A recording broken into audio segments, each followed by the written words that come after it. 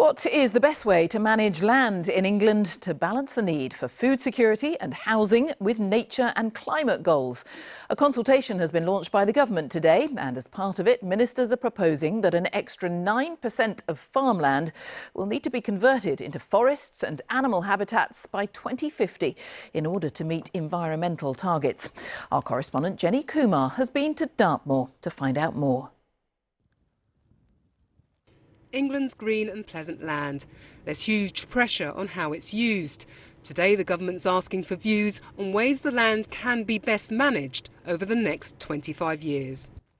Today 67% of England's land is agricultural, 15% is urban and just 0.2% is used by utilities like solar, wind farm power stations and waterworks.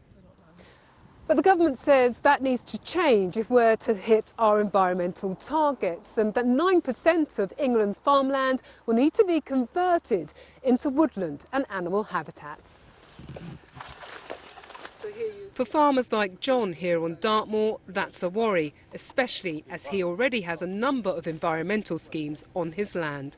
Or a loss of a further 10% could be catastrophic. It means that the market will be even shorter of food, for which that has to be a concern. We need to feed our nation.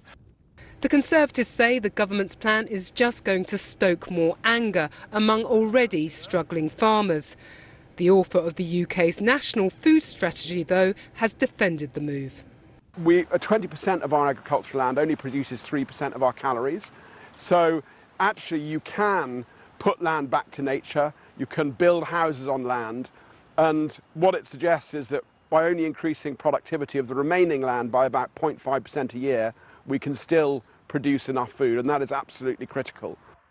But will it work? Even out here in the wilds of Dartmoor National Park, managing the competing demands of farming, nature protection, housing and infrastructure is a difficult challenge. I think actually farming can deliver for nature. We know that actually sheep poo is really good for birds because it's got more dung beetle numbers.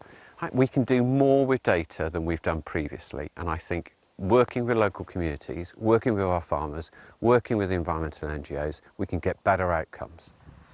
The government says the proposals would guarantee long-term food security, support new house building and energy infrastructure. Ministers say this is the start of an important national conversation about how to best use our land in the future. Jenny Kumar, BBC News, Dartmoor.